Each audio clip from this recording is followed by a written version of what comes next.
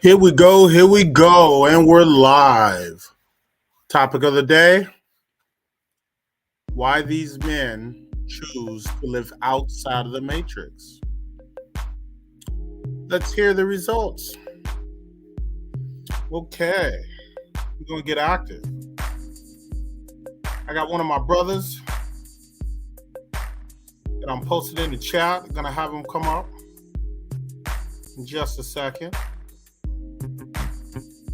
We're going to get into this topic because these brothers got experience overseas since about 2015. All right. And not just visiting, not just going on vacation, but actually living abroad, working, dating, the whole nine. So we're gonna sit back, have a chat, and make it do what it do, baby. We're going live. I got my brother coming up shortly, and I got a few videos to play, and we're gonna make it work all day, every day.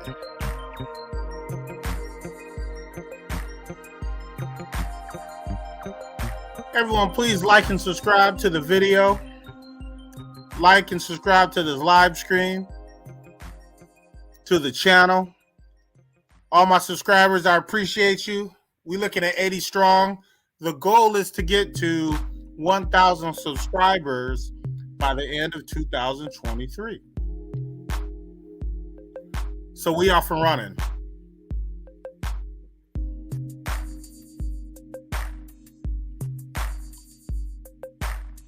I know it's a big goal.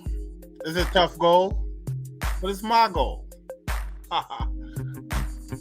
Now,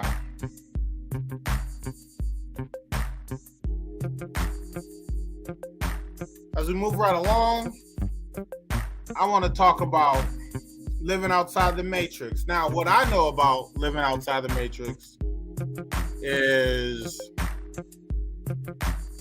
Asia. Now, a lot of brothers go to South of America. I hear Colombia is a hot spot. Brazil is a hot spot. Panama, Peru. But what I know is Southeast Asia. I spent some time in Hong Kong, mainland China, Thailand, the Philippines, and I always had a really good time. I got some really great memories, and yeah, we had a great time. It was a real good time. I'm gonna show you a little video here, and let's see if you can relate. British, Canadian, Australian, black, white, old or young, we all come together as a global alliance. So gentlemen, what is the real difference in society here? After all, there must be some reason why men are flocking to Southeast Asia. It can't just be for the ladies, or can it? But I think there's a lot more smiles happening here for plenty of other reasons. You can go where you want, when you want, do what you want, however you want. Nobody cares, man, if you're not bothering anybody else.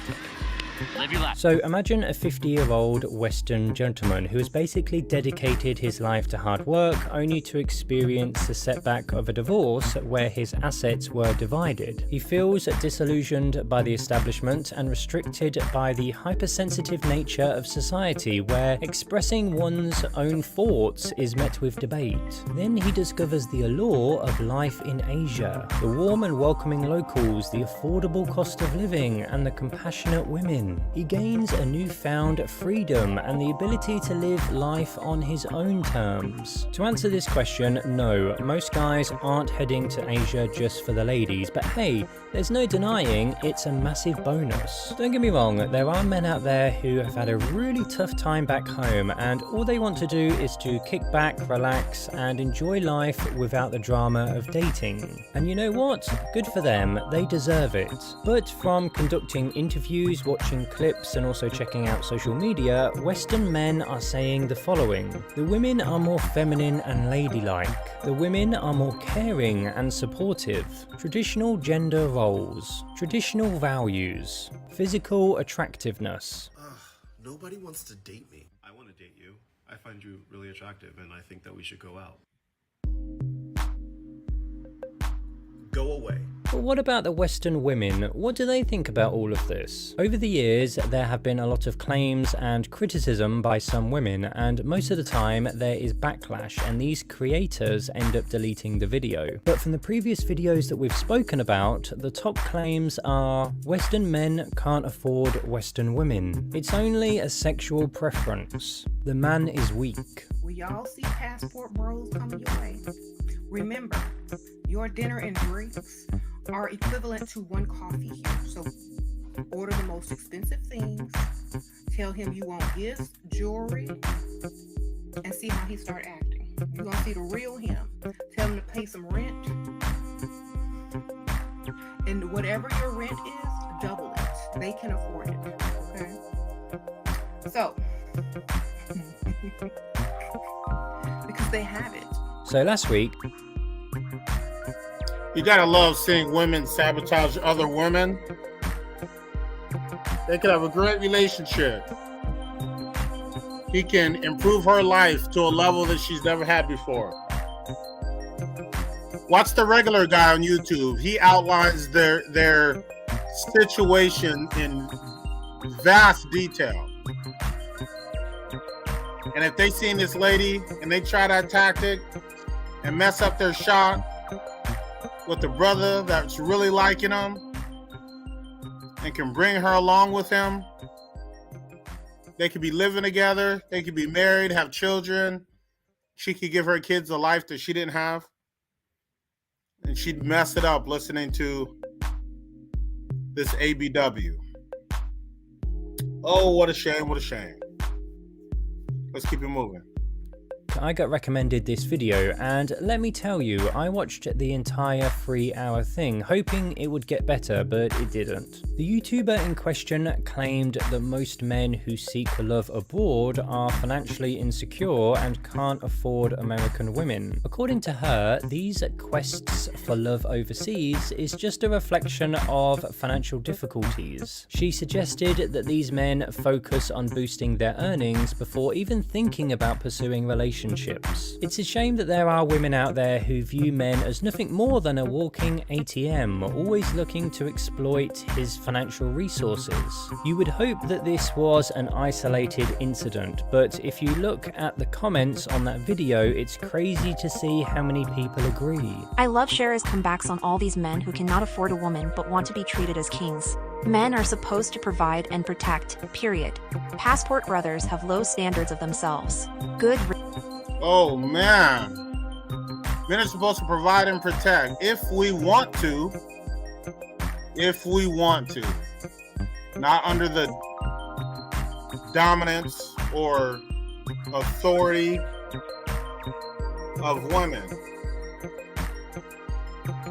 If we choose to provide and protect, that's what we'll do. If we just want to provide for ourselves and don't care about her, then we won't. Low standards? Are you calling Asian women low standards? Oh, it's wild. Riddance. They also can't afford most women in the UK. Sprinkle X love from England. However, let me set the record straight and defend the ladies here.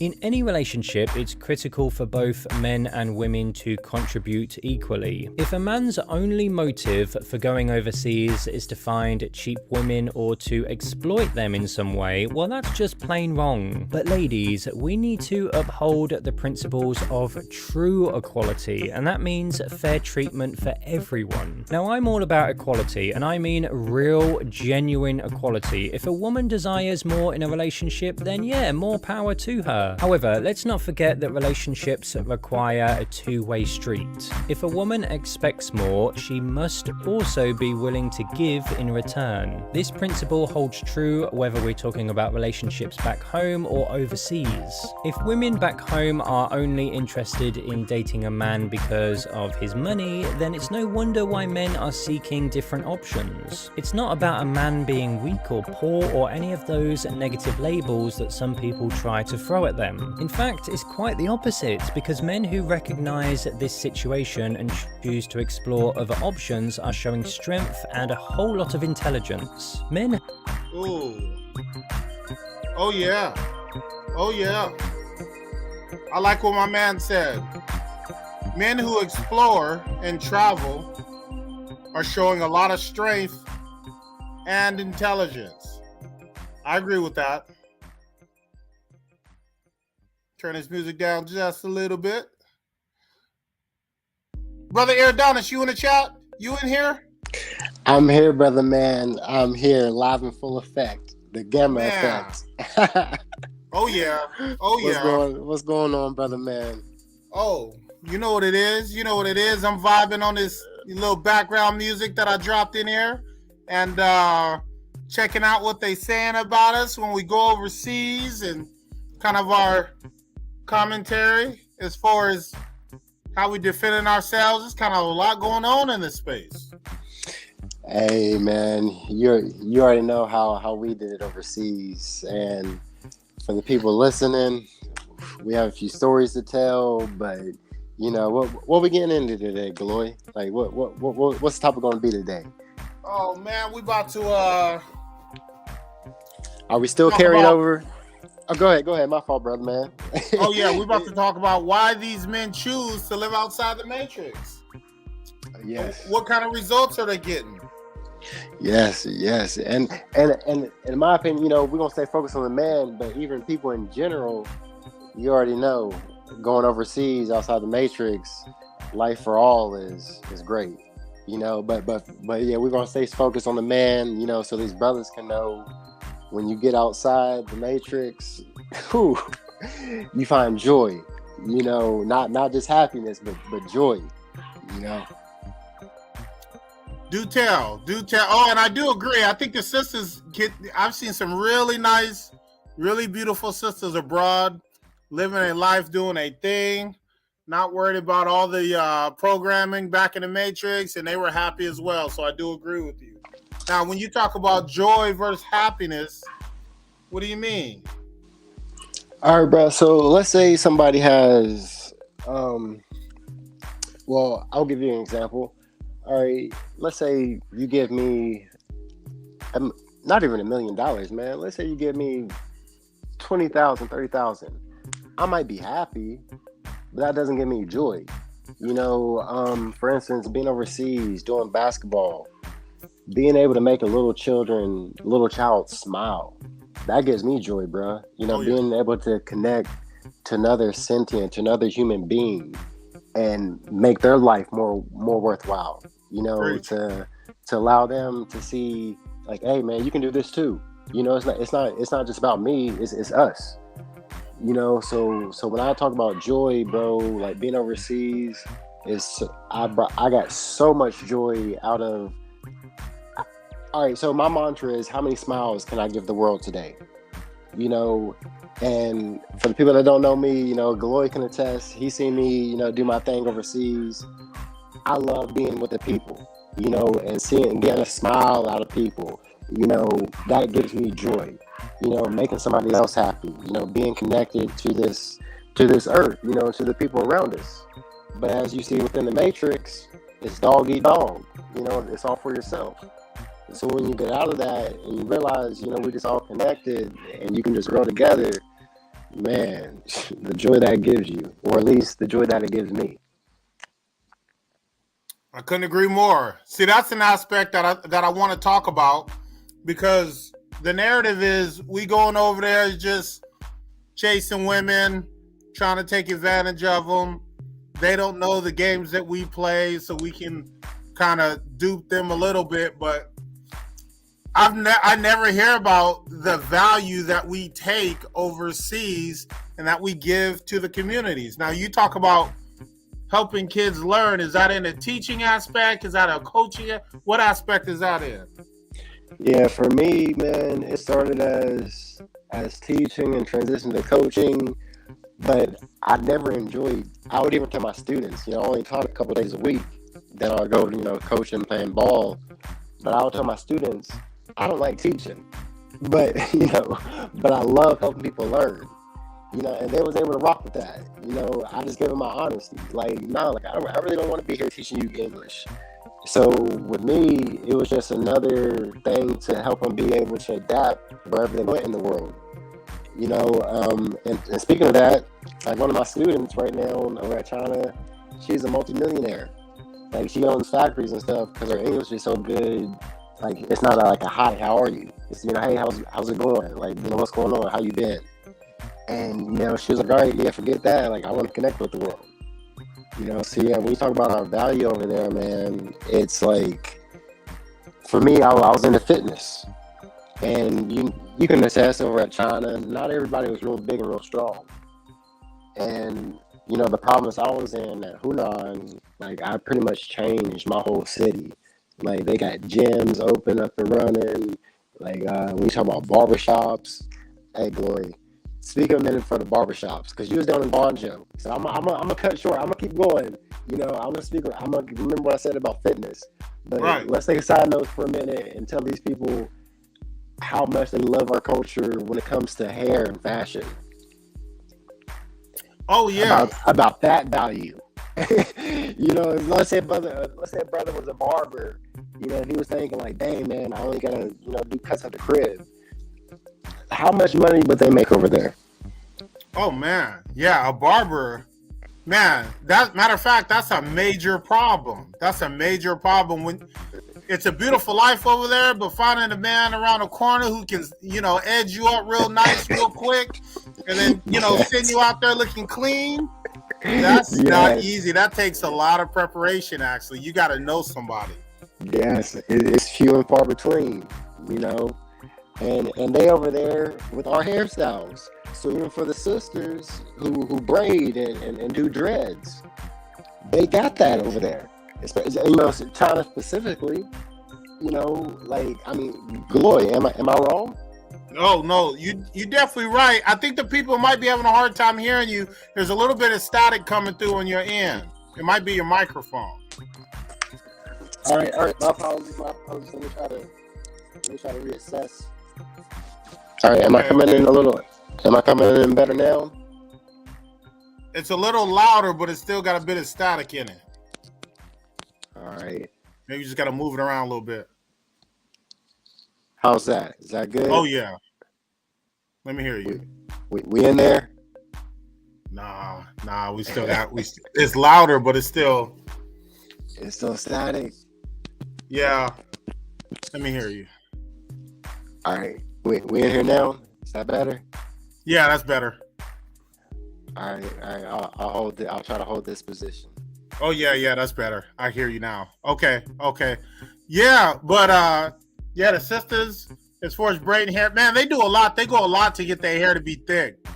They got all kind of like different conditioning methods and to get it, curly and tight.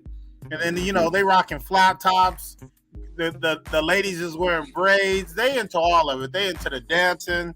They into the fashion. They pretty much into everything that they didn't see, whether it be online or whatever they can get access to. It's a lot of different cultures in the world, but it's like really ironic or surprising how everywhere we go, they tend to copy the melanated people in America. They're copying, what we do. Now, it's a lot of melanated people around the world, but it's very clear that they're copying what we do specifically. So that's interesting. Oh yes, exactly. And I'm gonna jump back in. Hopefully everybody can hear me better now. My apologies. But I was talking about doing fitness. In the province I was at Hunan, not everybody was really about fitness. And everybody would see me daily, up in the AM, second, third workouts, then got my students, getting into workouts, then girls there wanted to be skinny. But then, when they was talking about the girls I liked, then they wanted to be thick. They wanted to, kind of not even be thick, but I told them, you shouldn't be skinny, you should be healthy.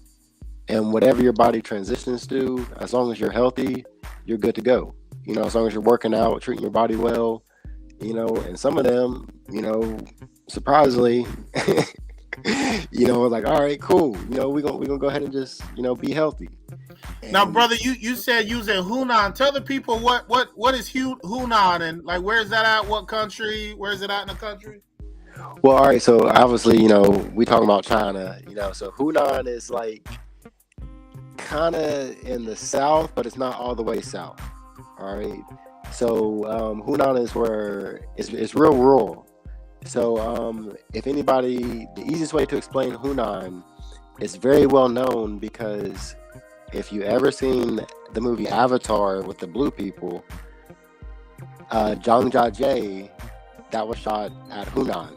So those mountains are real. I've been there, like with the glass, if you search the glass bridge and the glass walkway, like all that is there. Beautiful, majestic scenery, and even better people.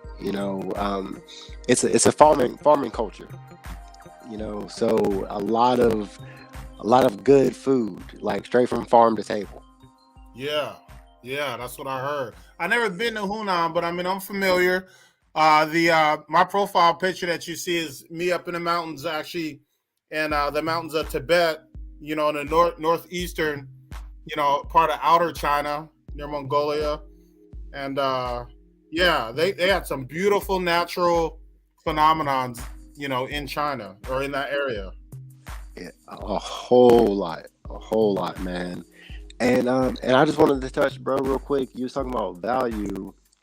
I feel like what we did for the community, or at least I feel like what I did for my community there, like I still have people messaging me on what they use. Most people, I've heard of WhatsApp, but over there in Asia, they use WeChat.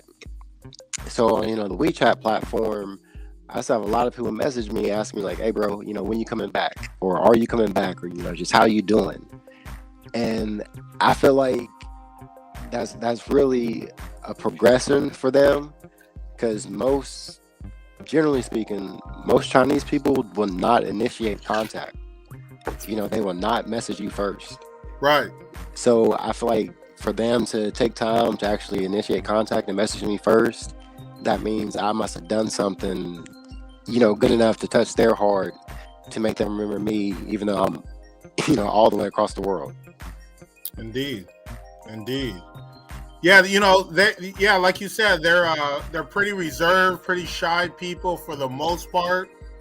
But they, if you create a bond, you create a relationship with them, any kind of relationship, whether it be friendships, a student, a parent, girlfriend, a homie, no matter what, like their relationships are very genuine.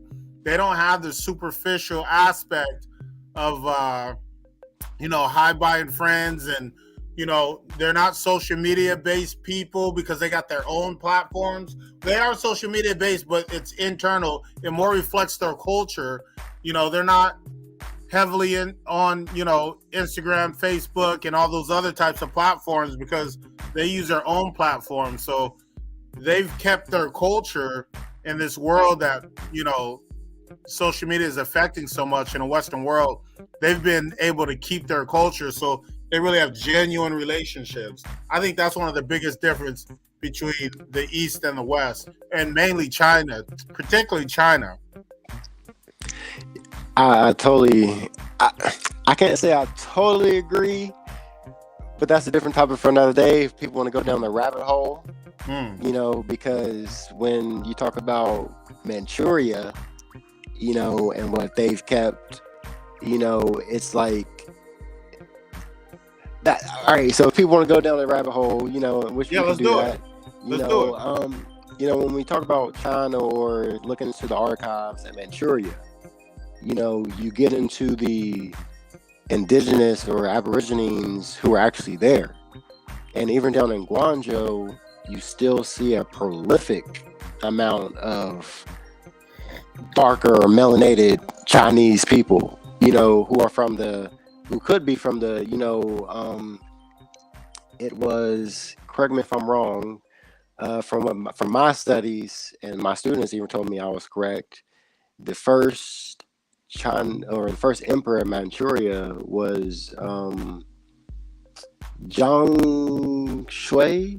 I could be, but it translated to dark emperor because he was melanated. Yeah. You know, and when you go into the archives, you know, you find, you know, the original people of Manchuria were melanated. You know, were darker. Oh yeah. So for brothers to don't think all Chinese people are just, you know, real bright. When you go over to China, you're gonna find some people that are darker than you. Oh yeah, no doubt. You know, and that's because again, we're all from the same, you know, that same root.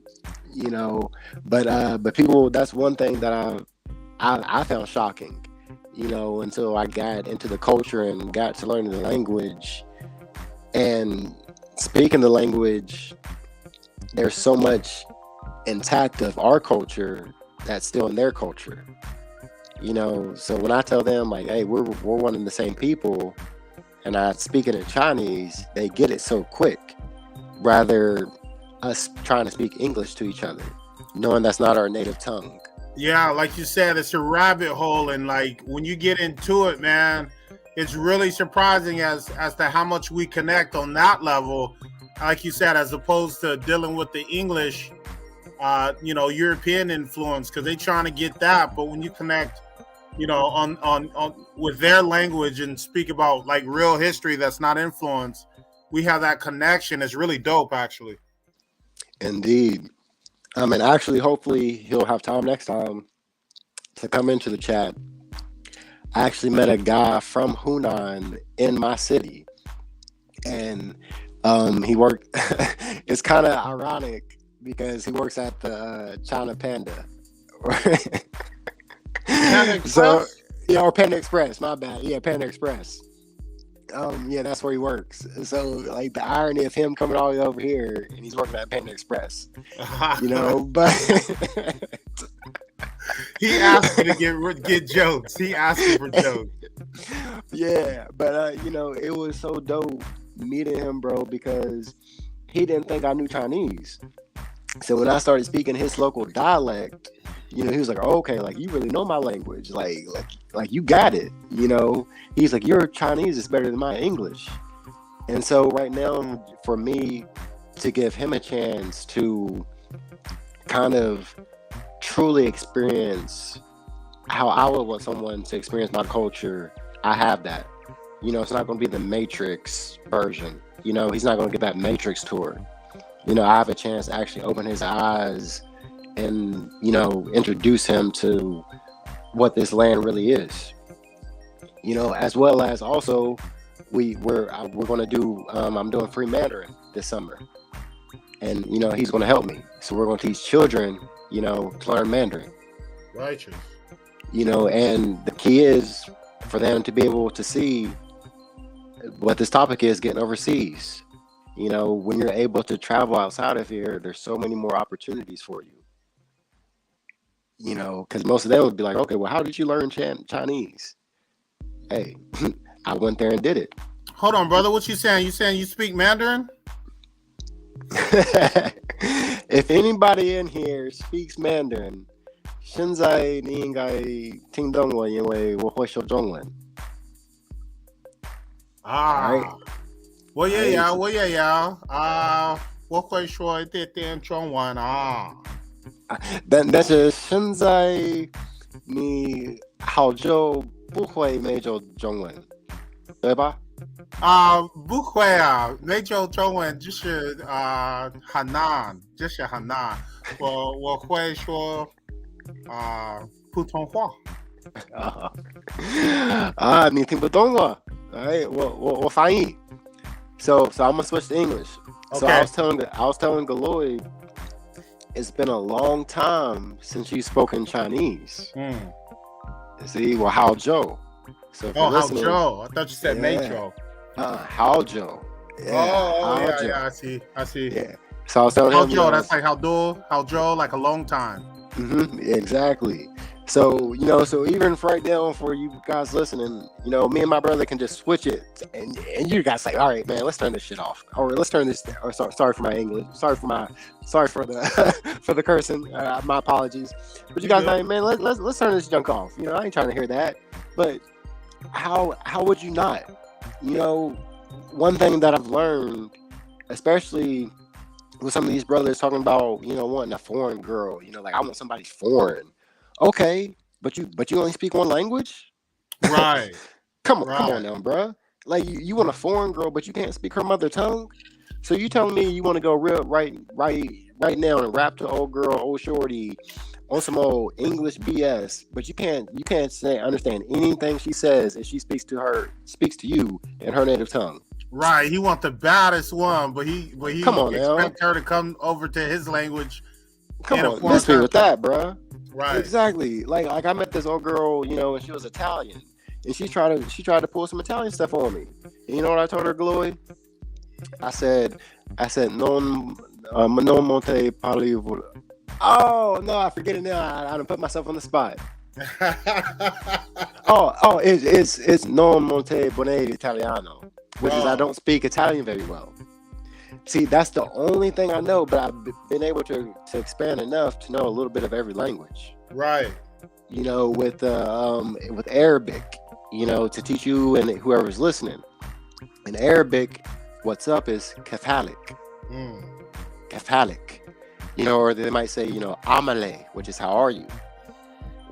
So the point of me saying that is, if I'm truly interested in a woman, speaking her tongue is going to have her more interested in me than me trying to speak a language that neither of us fully understand or understand and overstand. 100%. That is facts. Yeah. Like a lot of people think it's like, oh, she gonna like me, oh, I'm American, or she think I'm handsome. Man, a lot of it is you got to connect with her, outside of the superficial. And if you can't get on her level from a language standpoint, she thinking, my brother, my father, my mother got to like interact with this guy and got to accept him. And he's speaking a language that they don't understand. Like, how's he going to be able to convince them to take me out and, have spend time with me alone and things of that nature if you can't even connect in her language? Bro, exactly. And for me, from what I've seen being over here in the Matrix, the art of conversation has truly been lost. Facts. I sit and I look and I analyze and I'm just like, wow, like people really don't know how to talk to each other. Oh, that's true. That's so true. Like I meet people daily and I interact with them. Like even today, I just met a girl that's on her way to this big multi-event Bonnaroo, but I just was going to get something and she was short, so I just reached over and got what I needed. And she was like, oh, I'm sorry. And I said, wait. I said, can we just normalize not apologizing for going through life? Right. Is that possible? She just started smiling, then we started having a great conversation. Because there's no need to apologize. She did nothing wrong.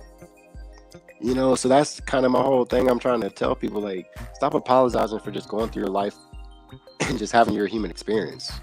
Man, it just takes a little effort, man. I was at work and there was a little Filipina there. I'm here in America right now, and there's a little Filipina there. I think she's been there a few years. But she was walking by and she was kind of smiling at me, and I said, hey, little lady, are you a Panay? And she tried to play it cool. She tried to play it cool and just nod like, yeah. But then she just broke down and started smiling and broke out. And then my homies hit me up like, yo, what did you say to that, bro? Why she acting like that? I'm like, y'all don't even know, man. When you touch on their language a little bit, it's a whole different ball game. Bro, exactly. And especially when the smile is genuine. Oh, yeah. She couldn't even hold it. You know what I mean? Like over here, you know how sometimes you get the fake smile. Oh yeah. Like sometimes that's how I initiate conversation. I'm like, wait, stop. I'm like, next time, can I get a real one, please? Can I just get a genuine smile? And like, what you talking about? I'm like, I know you just gave me your fake smile. I want the real one. You know, then they start, laughing and smiling, and that's what I truly love because now we're both good. You know, we're both engaged. I agree 100%. And on that note, let me bring in Coach Big. Coach Big, can you hear me? If you can, holler at me. I see you on mute, but I see you in the building. Can you hear me? Hey, what's going on, guys? How you doing? How's it going, man? Pretty good. Just been working, and I mean, mostly working, just work. So getting it done. What's going on, my guy? Yeah, how you doing, man? My bad. My guy is Sky. It's been a minute, bro. We Coach Big on here. Oh, Coach Big. Yeah. My bad. No, Coach it's all Big, good. Coach Big, it's all good. It doesn't matter. Coach Big, you know. But how you been, brother? Like, it's been a minute since I seen you, man. How's things going your way? Yeah. It's been a really long time, actually. I'm up in the Northeast now, so kind of just hanging out. And living, working, doing the thing, trying to get everything set to be able to go on more adventures and stuff. Now, Coach Big, did you hear what me and Adonis was talking about? Yeah, I could hear a bit. I jumped in a little late. I heard you hit him with the Zhongwen, so that was pretty cool. Yeah, so we just talking about the language and how it connects, and if a lot of men want to get outside the matrix and have decent results, that the language is going to be a big part of it, especially if you want to really connect with the culture. Depending on what country you in, it makes a big difference with the language. Now, you were in China as well, and spent some time in Thailand, Asia overall. Did you find that to be the case as far as language being a icebreaker? Oh, absolutely. I mean, I think that's anywhere you go, and if you can connect with people's cultures, and language is just such a useful way. I mean, it's the best way we have really to understand, obviously, and communicate with one another, right? It took a lot of studying to do it. It is hard work. There's no shortcut. I mean, the best shortcut is probably to actually be in the place that you're trying to learn that language. Like immersion is definitely probably the best way. Right. And we were over there, like, I know you guys too. Like, that's like, I mean, I saw a lot of people's language get like so much better in just like a year or two over there, just because you got to, I'll never forget just trying to buy like a mop, and like I didn't know the word for mop. But yeah, the simplest things, right? Yeah. Now let me I'll speak from my personal experience when I first got over there, and if you guys can, I want you to talk about yours for the people listening. When I first got over there, I actually, in regards to when we actually took it upon ourselves to learn the language, and a quick synopsis. For me, when I first got over there, I was like, okay, real cool. Everything is different, There's a chicken, okay. You get the whole chicken, But as far as like translating, if I went to a store, I called my translator to translate everything. And even if I was upset, they would translate everything as if I were happy, And for me, that was my cue to be like, all right, like, look, if you're not going to translate it this way, I need you to translate it. I'm going to need to learn this language myself. And then for anybody listening, if you ever go to China, and you will hear this word, Wai Goren, which means foreigner, And I don't know how many times I was probably called that before I actually noticed, like, okay, they're talking about me. So it is useful to actually learn the language, and because I knew a guy who was there 15, almost 16 years, never learned any Chinese. He would just go to the bars, they knew his drink, and that's all he would do.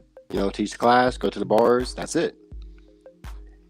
So for me, like, I actually wanted to connect with the people, and I wanted to use my humor. If I'm joking, I want to be able to joke with them. If I see a sister, or a girl that I like, I want to be able to talk to her, and I don't want my translator translating everything that I might want to say within my mind. You know what I mean? Like, I don't want, some things have to be kept private. So for me, being able to learn the language and talk to girls in one aspect helped me tremendously with my livelihood and life over there. What about you fellas? Go ahead, Coach Big. Yeah, absolutely, 100%.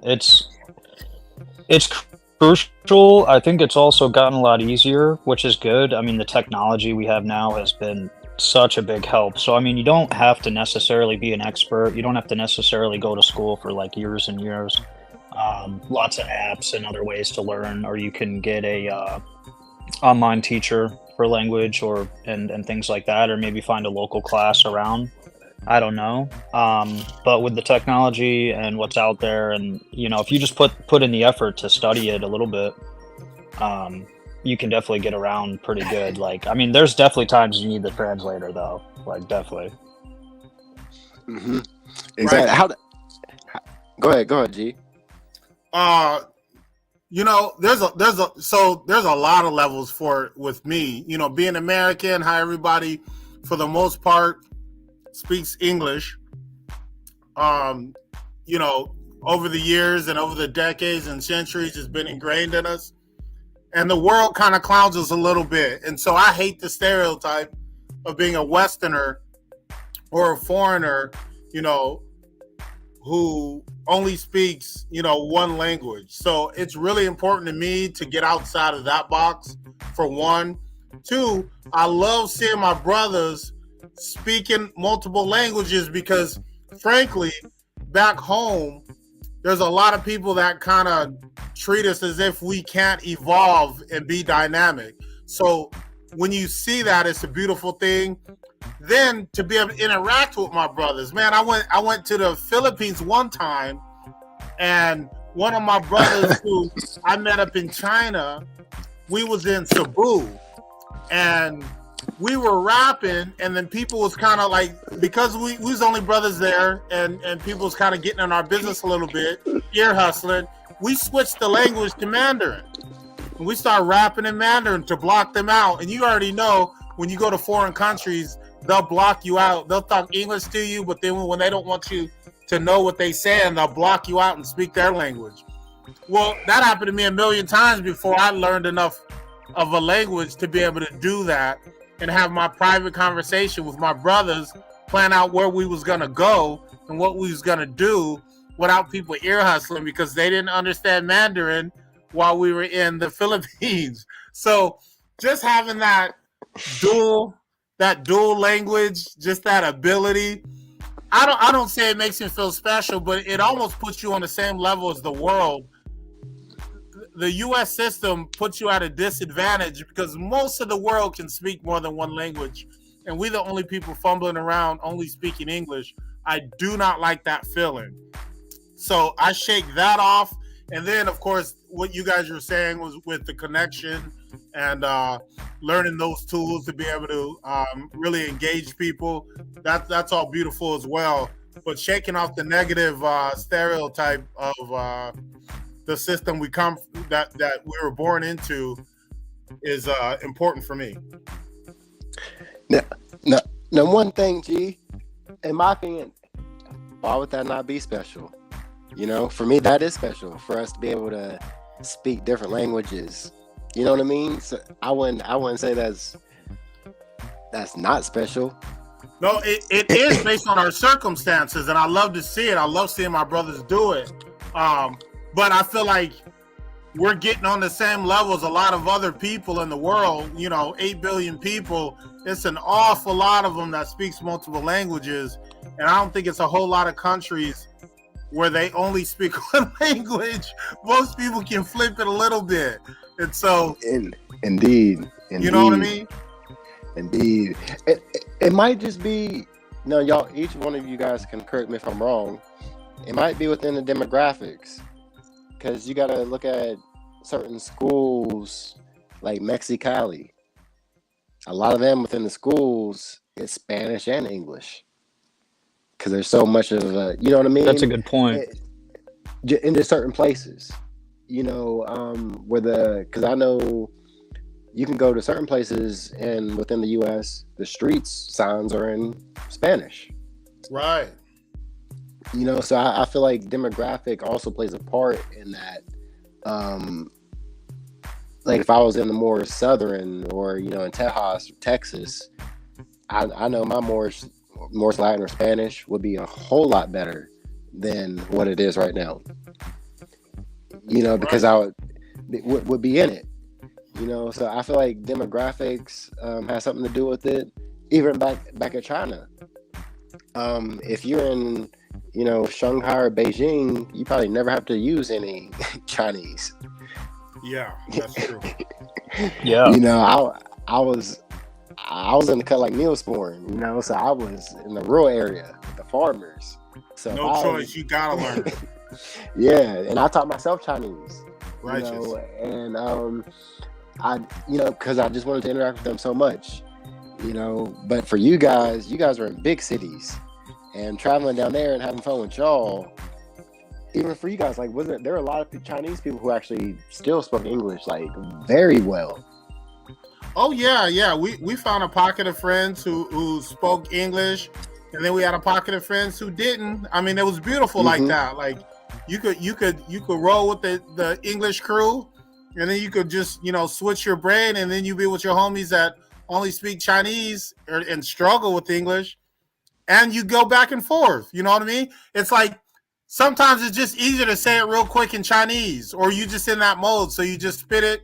And then in the next thing that you're gonna say, maybe it's something that you haven't picked up quite yet in Chinese, so you say it in English, and you go back and forth, and everybody be understanding. It flows. It's beautiful. Yeah, the change, as people say, or I've heard before, it's like half English, Chinese. Like I think it kind of ends up like that. And I think a lot of people that are bilingual anywhere, anything, it's probably the case because like you don't know certain vocabulary words. Like that happens to me a lot with Mandarin. Right. Like I'll have the whole sentence, I could say the whole sentence, but I don't know that one thing. So like that one thing is just English, but their English is good enough to understand. So it's awesome. Yeah. Sometimes they need just that one word, and it's kind of like you piece some pieces together. And between the two of you, between what you can say in Chinese and what you can say in English and their comprehension, it works out. Yo, real quick, I'm trying to say what's up to Fast Track Crypto Reviews in the house.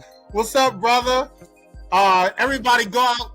Anybody watching this, if you're into crypto, if you're into that new investment on the market, cryptocurrency, like and subscribe to Fast Track Crypto and Reviews.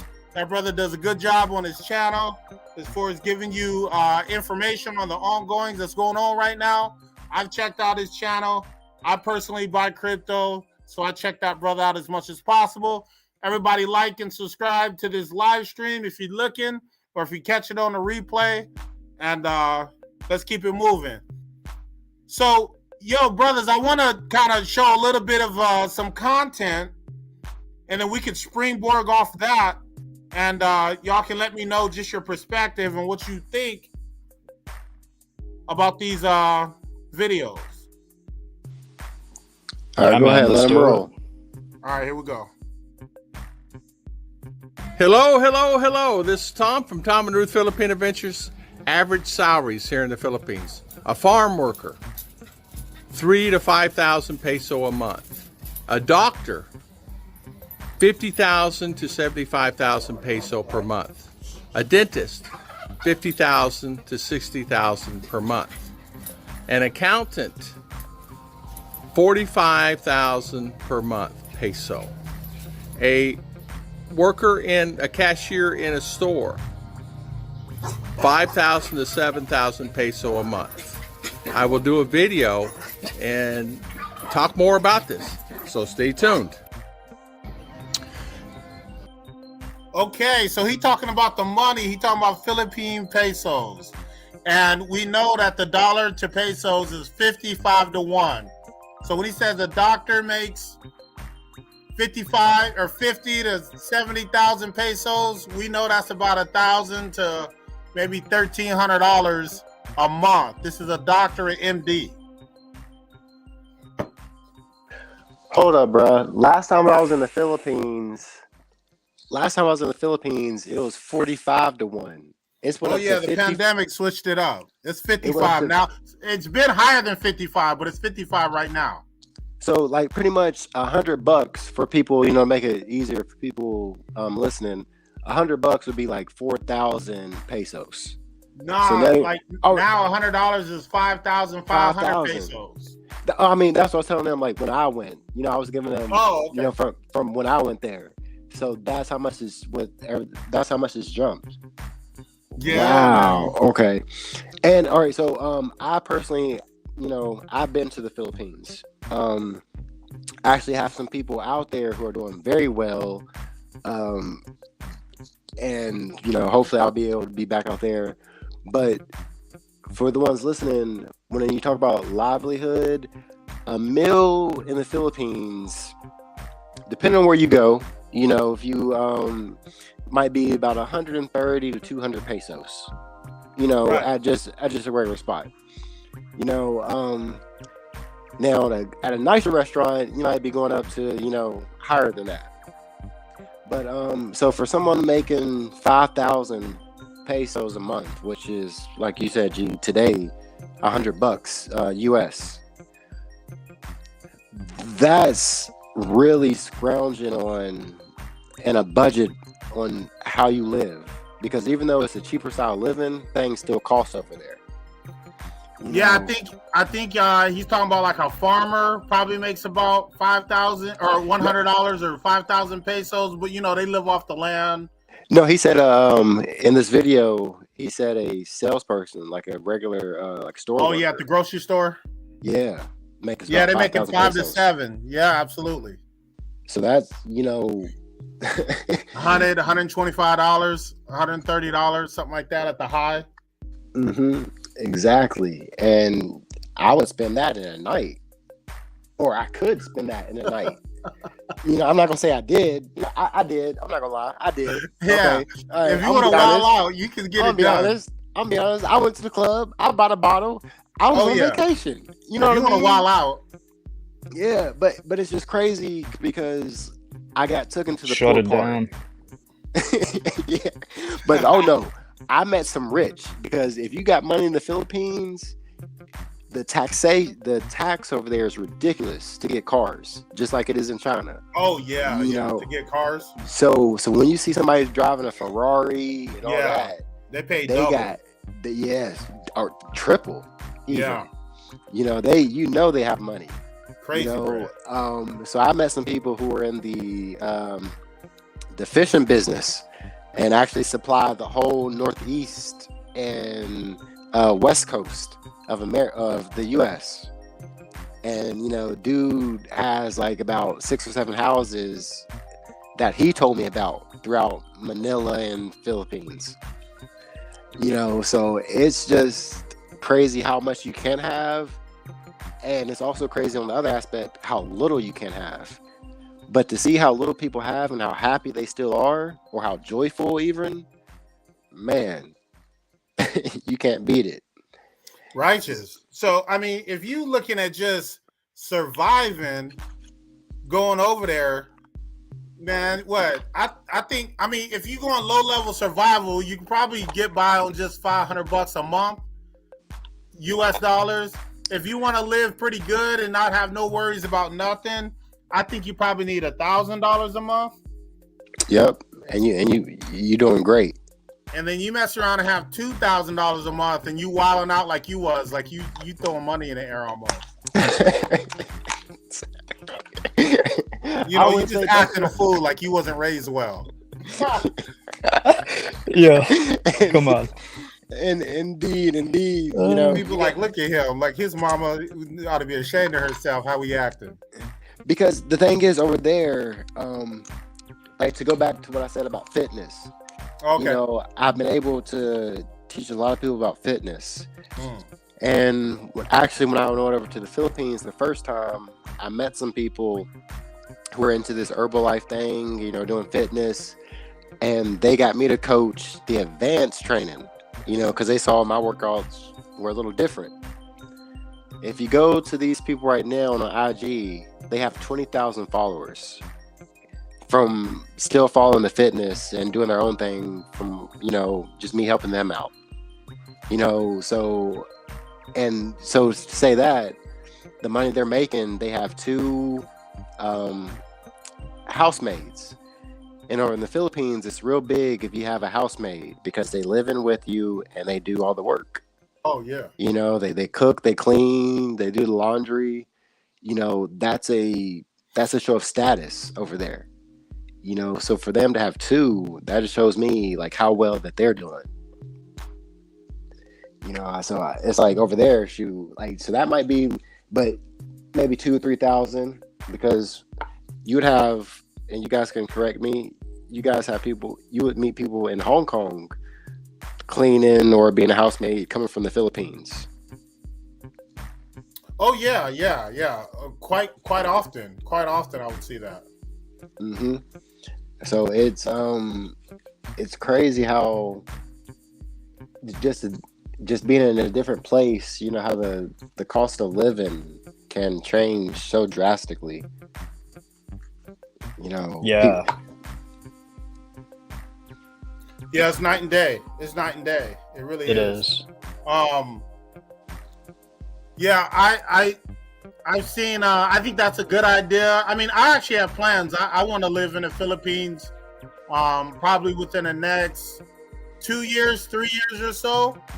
And yeah, I plan on doing that. I plan on, you know, getting me a maid. You know, she can cook and take care of it, and she can live up in a spot.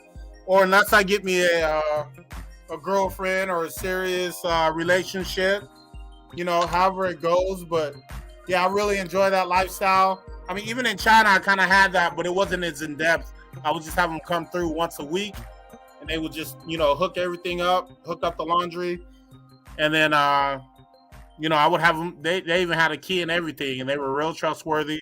I never had anything taken, never had to worry about anything being out of place, and it's even more in depth in the Philippines. Like, they'll take care of everything, like literally. So all you got to do, and the price that you pay them is very reasonable.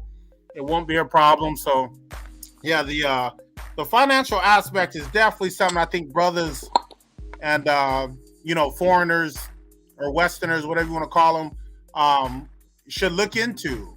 Because like I said, in America, it's been real hard, and people give it a real hard time, and they don't really appreciate what you bring to the table if it's not, you know, something substantial, just because of the way the economy works. So if you can take that, you know, normal money in the U.S., just normal money, even below average money, and take that over, because I mean, $25,000 a year in the U.S. is real tough. But you take that to the Philippines, and you're looking at 100,000 pesos a month. Oh yeah, you got more money than the doctors have. So that's definitely going to be a come up, and that's kind of a glitch in the matrix that allows you to kind of cheat. It's a kind of a cheat code, and it works out really well. So yeah, the money part is definitely a win. I got another video right here that kind of speaks on it as well in a different way. Let me bring this up. Okay, I'm gonna skip it on over to countries that we talking about. All right.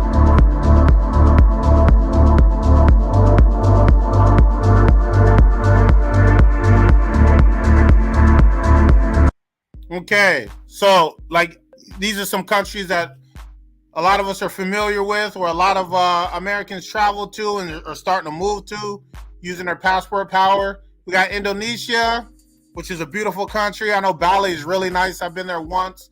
I know Jakarta is like the 9th biggest city in the world, but I've never been there. We got the Philippines, and then we got Colombia. We already know about that, that Latin heat. And these are the average monthly salaries converted into US dollars. So when you look at that, I mean, come on, man. That's 300 a week ain't even cutting it out here. And that's the average salary a month. Exactly. Even let's say somebody a smoker, they might go through $300 every 2 weeks. You know what I mean? Yeah, just so getting right after work. So that might, you got a budget for the dope, man, and you don't know people struggling for this overseas, and just like Thailand, like, hey, it's recreational, and it's going to be so much cheaper. And you over in Thailand, G. So tell them about it. No. Thailand was definitely live, but their cost of living is a little bit higher. Like they're not in the 300s. I think they're in like the 500s or 600s, which is still a really good deal. But like I'm looking at these prices, and this ain't the lowest level. This is still a reasonable level. When you look at 300 a month, that's looking like 15,000 pesos. It's not the struggle level. 15,000 pesos a month is a good job in the Philippines. Like you doing something like a manager, or you doing some type of legitimate like call center, kind of a corporate job where you gotta dress at least business casual to be up in there, or you probably own your own business. This isn't like a pittance. The average salary, you know what I mean? Like this is a decent middle class life when you're talking about $300 a month, 15,000 pesos or 17,000 pesos. If you're a good looking dude, you Filipino, and you make $300 a month, homie, you got your pick. You got a lot of different options of women who want to be with you if you into that whole sort of thing as far as their options, if they're making $300 a month.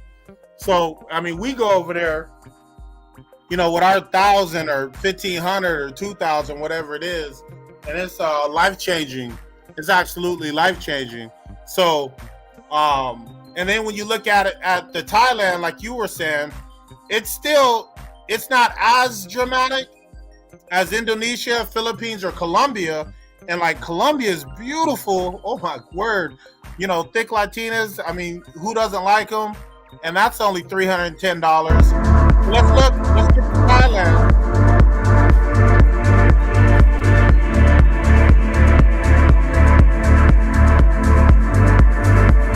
Hold on. Before we get to Thailand, I can't pass up. We got the Dominican Republic, Brazil, and Peru. So this is South America and Central America. And once again, beautiful countries, beautiful nature. I think these are kind of tougher places, but if you want to live a good lifestyle, they're looking at $350 a month, which is real nice. Let's see what else we got. Okay, El Salvador, same type of thing, but they just hooked up Bitcoin as their national currency. So that's going to change the game, I think, for them in the coming years. Their national currency is literally Bitcoin now. Their president put it into law, which is wild. But see, we still ain't got to Thailand yet. And we coming up, okay, Vietnam, we coming up on $450 a month is the middle class average salary. Vietnam has the cheapest currency, though, by the way. I found right, out because recently. you be having millions over there if you got a few $100s. Yeah, conversion is crazy there. Okay, we sitting on Mexico at 550, and Mexico is like actually a lot livelier than people think. That's a really good place, especially if you're looking for someone traditional. Okay, here we go, Thailand. Okay. Boom. All right, so we got Thailand here at $578, which is what? How many pays? How many? They got the Thai baht over there. I think that's close to 15,000 to 20,000. No, it's like 15 to 17,000 Thai baht, which that's a pretty good living. That's pretty good living. You got to pay. You know, your in Thai baht, if you got 17,000, I think your place of living and your bills is going to probably be about 6 to 8,000, which is about half. And then you got, the other half to, pay for food and transportation, all those types of things. You got a nice middle class life at less than $600 a month. So Now, and then they got the ooey, like you was saying, it's legal, completely legal, and it's recreational. You just go to the little shops there. I actually made a video on that, but I had some music on it that was not able to be on YouTube. But the nice girls are, bring you a beer, bring you a drink. They'll roll your whatever your choice is up. They'll roll it up for you. They'll bring you the water pipe. It's a beautiful thing. See now, if I ever get over there, I'm gonna have to teach them something about it. I'm gonna have to teach them how to twiddle the thumbs. It's man, I had a really good time. I was over there about a year. Right when they opened up, I did. And then I just came back here a little while ago. I had a really good time. If y'all look on my page, audience or subscribers, anybody looking at the live stream here or the replay, like and subscribe and check out my other videos. The very first ones, I had a few videos. I was in Laos, I was in Thailand, and I was just kind of explaining the lay of the land. I had some shorts on there. I was in Pattaya, Thailand. I wasn't able to learn Thai because I was immersed in a city that was heavily English spoken because so many foreigners went there. So I was running around having so much fun. There was no need to really hunker down. And it was just a really good time. There was a lot of brothers over there. It's a lot of brothers in Thailand now. They didn't figure it out. They didn't found it. And like I said, you don't got to learn the language. And so, brothers is running around there, former military cats. Dudes work online. I was out there teaching. I was teaching kindergarten and coaching basketball. And I had a lot of fun. And those people are super friendly. And they cater to you as well. You can find traditional women there. It's just a matter of Thai women or your style, if that's what you like. But I definitely had a really good experience there. Not nearly as in depth as China because I was there a lot longer. And I think I know the Philippines probably a little bit better. But Thailand is another good spot for brothers to hit up and enjoy yourself out there. No, AG, one thing I want to ask, when you mentioned for you living in bills about 6,000, you said, I think baht, 6,000 to 8,000 baht a month. What sort of apartment would that be? Is that like low, middle, high? If you go 6,000 to 8,000, you're looking at a nice. It's gonna be nice, especially if you go to close to 8. If you go close to 8, you're gonna be dealing with a very nice swimming pool, community swimming pool, probably a jacuzzi, probably a fitness center, a nice 1 bedroom, maybe 2 bedroom apartment. It's gonna be real clean and modern. If you go in 8,000. My place, I had a big studio, so I had like a 1 bedroom, but it wasn't separated, but it was pretty large, and I had a balcony, had a nice bathroom. I did not have a pool, and my place was only about 5,100. It was 5,100 per month with the bills and everything. It came up to about 6,000, and it was cool. Like I had no issues with it. And if you want to go to 8,000, then you get into the, you get the gym, the home fitness center, and the swimming pool and everything like that. So 6,000 baht, how much is that USD, give or take? Almost $200. It's probably about $190. for 6,000 baht. Dang. Because I know for people listening, yeah, exactly. They might be thinking, oh, dang, 6,000, this. But nah, you talking about, less than what, 8 hours work or something like that. Like, Yeah, I don't know any place that I've ever lived in America where you could get anything, not even a room, for $190 a month. That's like gas money. exactly. And you're talking about a nice place too. Yeah, a nice place. Yeah, even the Nice. hotels and stuff were really affordable. Like I remember I stayed for like over a week, and it was like 2 whole rooms, and I think the whole bill was like maybe $500. Oh man, I used to. No, that was like 2 weeks. No, that was like 2 whole weeks. Yeah, that sounds Yeah. right. 'Cause Yeah, my yeah. hotel rooms, I would stay like, so on the weekends I would go to the popping part of the city because I was off work and I didn't really want to take a taxi home. I used to just try to stay real close. And if you know Pattaya, you know how popping it is, so you understand why you would just want to be right there.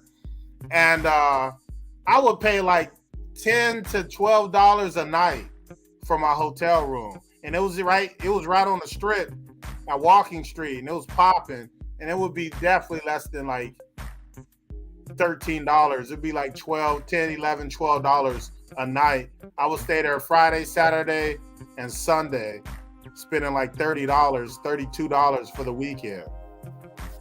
Yeah, even that well, I spent like a day or two in Bangkok when I first got there, and we stayed in this little hostel type situation, but it wasn't not a shared room, because if you want to go really budget, like some travelers, if you're like really budget, you can get like a shared room hostel, but obviously that maybe is not ideal, and it's cheap enough. It's so cheap that like you can just get a little room, and the room didn't have much. It was just like a bed and a little thing to hang your clothes on and a mirror or whatever, and like a shared bathroom, and if you needed an iron, like all the stuff was like shared over there. Right. But it was like super cheap, and just to hang out in the city for a couple nights and do whatever, like it was like nothing. Like you spend that on a cab here, easy. Mm-hmm. And sometimes those hostels, you can get in with a good crowd. It's kind of just like luck of the draw. But I've heard some stories of some friends staying in hostels where they met some very dope people, from different parts of, everywhere. So like you said, and especially how cheap it is. Now, did you do Did you do hostels, Coach Big, or did you do mostly hotels for 2, or just a mix of both? Coach Big. Oh, so I just went kind of like on vacation, so I wasn't there for any long-term amount of time, but just to check it out, maybe you don't want to decide to go, and people don't want to just move somewhere so quick, right? But at least to check it out and see, like it's so much more affordable than you would think. Like it kind of is funny to me, because I know a lot of people that they'll like save all this money to go to Disney and Florida and stuff, which is cool. Like, especially if you got kids and so on, like, yeah, you want to take them to do that. That's one thing.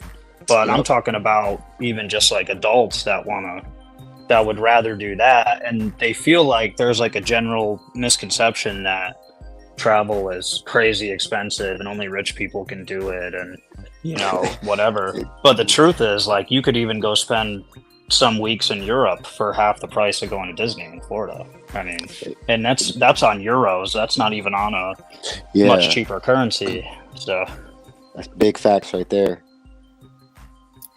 All right, we're coming up on about an hour and 12 to 15 minutes.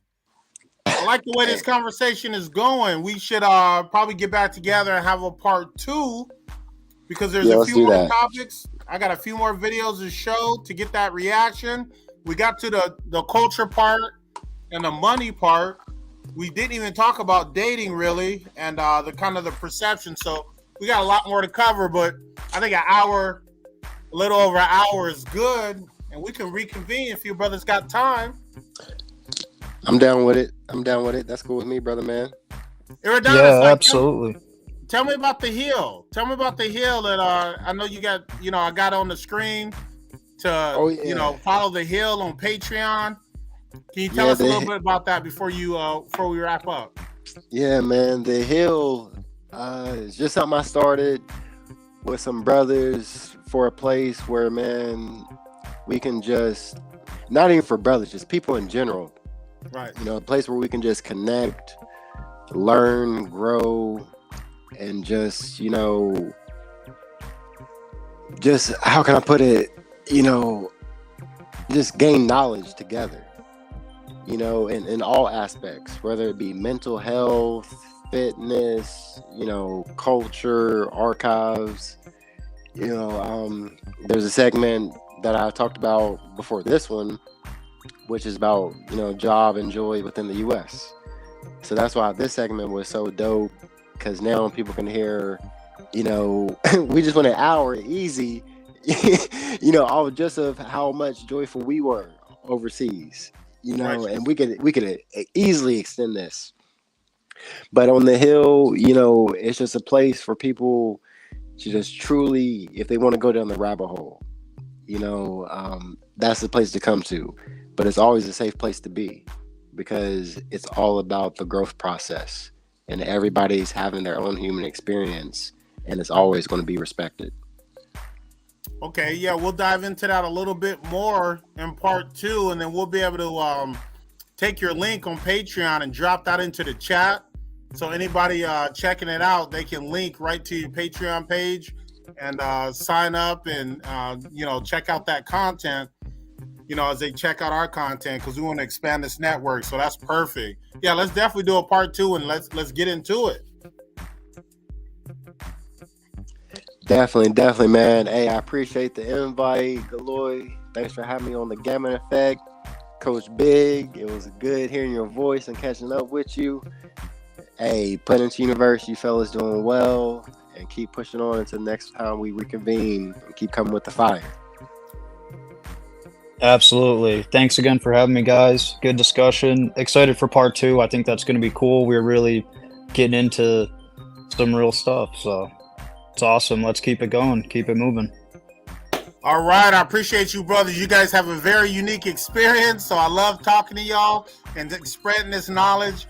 When we were doing it, we knew it was special, but we didn't know how it would materialize. Now we got the platform to get our unique experience out there, get the information out there, and spread what we've done. And hopefully a lot more brothers get into it and partake in it. And, we can, expand our community, fellowship with like-minded men, and, get into, like I said, you got the Patreon, we got this space, and we can just share notes and expand knowledge and just have a really positive existence for anybody who wants to get outside the matrix. If you're a little apprehensive, we got the information for you. So yeah, let's wrap this up. It was a joy talking to you, brothers. I'll holler at you next time. We'll plan it. I'll post it and schedule a part 2. Chat, everybody out there in the YouTube space, like and subscribe. My goal is to build this chat up to 1,000 followers or subscribers by the end of 2023. I know it's a big goal, it's a special goal, but it's my goal. I'll holler at y'all later. This is Gamma Effect. Peace.